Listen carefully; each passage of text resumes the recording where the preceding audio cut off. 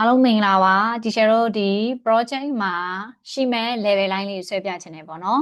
ဒါဆိုရင်ဒီချာတို့ကဒီမှာ level line ဘယ်နှကြောင်းပဲဆွဲမှာလဲဆိုတဲ့အခါကျတော့ level 0ရှိမယ် GF level ရှိမယ် 1F level ရှိမယ်ပြီးတော့ roof level ပေါ့နော်သူကို RF လို့ပဲပေးချင်ပေးသို့မဟုတ် 2F လို့ပေးချင်ပေးပေါ့နော်အကောင်းဆုံးကတော့ RF လို့ပေးရင်တော့ပိုကောင်းပါတယ်ဒါဆိုရင်ဒီချာတို့ level line မှာ၄ကြောင်းပဲရှိရနော် project ထဲက plane level ကဘယ်လောက်မြင့်တာလဲဆိုရင်2ပေမြင့်တယ် floor to floor height ကဘယ်လောက်လဲဆိုရင်12ပေဆိုတာလေးမြင်ပါတယ်ဒါဆိုရင်ဒီချက်ဒီ level line လေးကိုဆွဲပြမယ်ဟုတ်တယ်နော် okay ပါဒါဆိုရင်ဒီချက်တော့ level ဆိုရင်လေ line လို့ပြောတာ level line လို့ပြောတော့ line ဆိုတဲ့ကောင်းစင်အောက်မှာပဲပြန်လာတယ်ဒါဆိုရင်ဒါလေးကိုကြောက်ဒီချက်တော့က level head လို့ခေါ်ပါတယ် level head ဆိုတာလဲ second point ဖက်မှာပဲပေါ်တယ်နော်ဒါဆိုရင် level head ကိုညာဘက်မှာပေါ်ချင်တေးချတယ်ဒီချက်တော့ညာဘက်ကဒီနေရာကို second point ပေးပါဘယ်ဘက်ကနေရာကို first point လို့ပေးပါဒါဆိုရင်တော့ဒီချက်တော့ first point second point လို့ပေးလိုက်ရင်ဆိုရင် level head ကဒီညာဘက်မှာတန်းပေါ်ပြီးတာဖြစ်လိမ့်မယ်ဟုတ်နော်ဒါဆိုရင်ဒီချက်ဆွဲပြပါမယ် review project ထဲကိုတွားလိုက်ပါမယ်နော် level ဆွဲချင်တယ်ဆိုရင်ဒီချက်တော့ဘယ် view ကနေဆွဲရမလဲဆိုတော့ level ဆိုတာအမြင့်ကိုပြောတာဖြစ်တယ်ဒါကြောင့်မလို့ဘယ် view ကနေဆွဲရမှာလဲလို့မေးတယ်ဆိုရင်တော့အမြင့်ရှိတဲ့ elevation တို့ section တို့အဲ့နေရာမှာဆွဲရမှာဖြစ်ပါတယ် floor plan မှာအမြင့်ဆိုတာမရှိဘူး floor plan ဆိုတာဘာကိုပြောတာတော့ဒီချက်တော့ဒီပေဒီတစ်လုံးကိုလူတစ်ယောက်ရဲ့ eye level 5ပေ6ပေ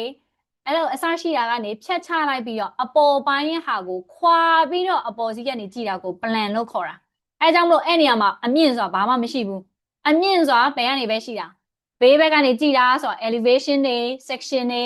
အဲ့ဒီမှာပဲရှိတာဘာလို့ဒီချက်ကအဲ့လောက်ပြောနေရလဲဆိုရင်အခု level 1ဆိုတဲ့ဒီ floor plan မှာ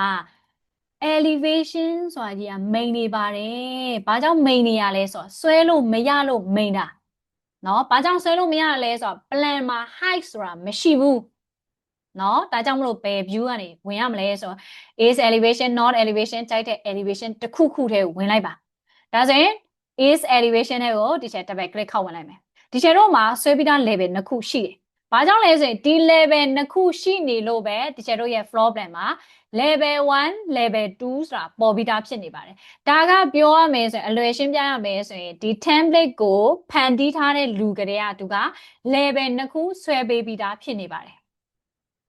ဒါဆိုရင်ဒီချက် level တော့ရှိပြီးသားဒီ level ကိုပဲကျွန်တော်တို့ copy ကူးလိုက်ရင်မရဘူးလားရတာပေါ့ဒါဆိုရင်တော့ level ဘယ်လိုဆွဲလဲဘယ်လိုလုပ်တည်တော့မှာဒါဆိုရင်ရင်းဆုံး level တစ်ချိန်ရင်ဆွဲမယ်ဟုတ်နော် level လို့ဘယ်လိုဆွဲမလဲဆိုရင် level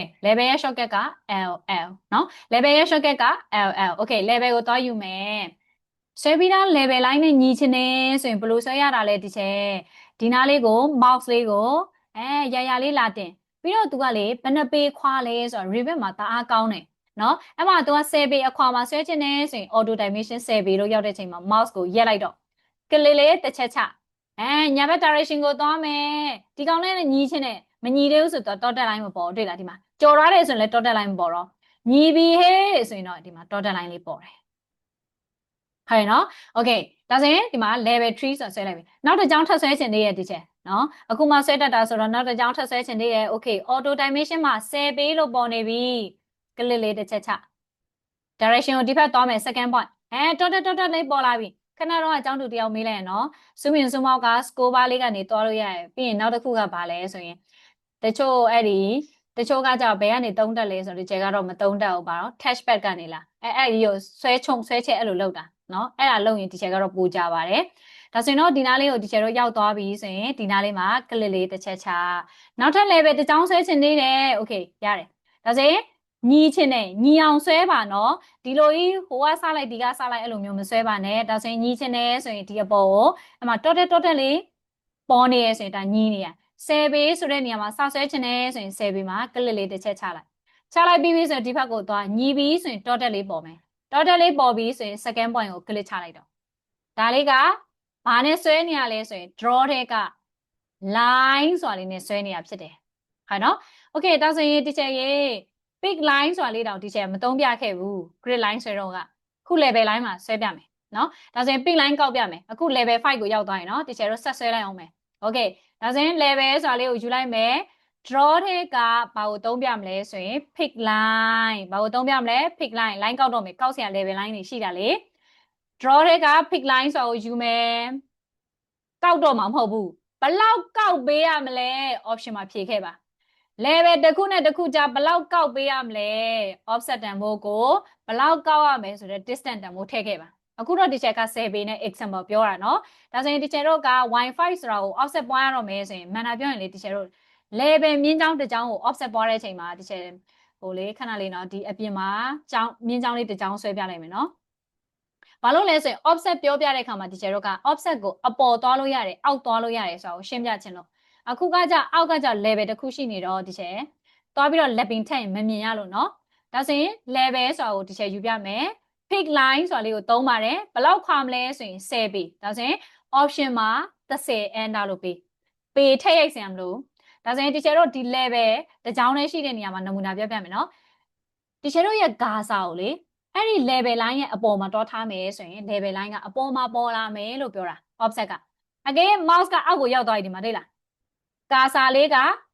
အဲ့ဒါဂါစာဆိုတာ mouse ကိုပြောတာเนาะ mouse လေးကအဲ့ဒီ line ရဲ့အောက်ကိုရောက်သွားပြီဆိုရင် level line ကအောက်မှာပေါ်လာမယ်ဆိုရင်အဲ့မှာ dot လေးပေါ်တယ်တွေ့လားဒါဆိုရင်အောက်ကိုချတာဖြစ်သွားပြီအောက်ကိုဆက်ချခြင်းနဲ့ဆိုရင်အောက်ကို click ချအပေါ်တင်ခြင်းနဲ့ဆိုရင်အပေါ် click ချအပေါ်တင်ခြင်းနဲ့ဆိုရင်အပေါ် click ချဒါက pick line ကိုပြောတာဖြစ်ပါတယ်ဟုတ်နော်ဒါလေးတွေကမှန်တာပြောရင်တော့ teacher က example လေးပြောပြချင်တာပဲဖြစ်တဲ့အတွက်ကြောင့် modify လေးနဲ့ထွက်လိုက်ပြီးတော့ဒါလေးကို delete လုပ်လိုက်မယ်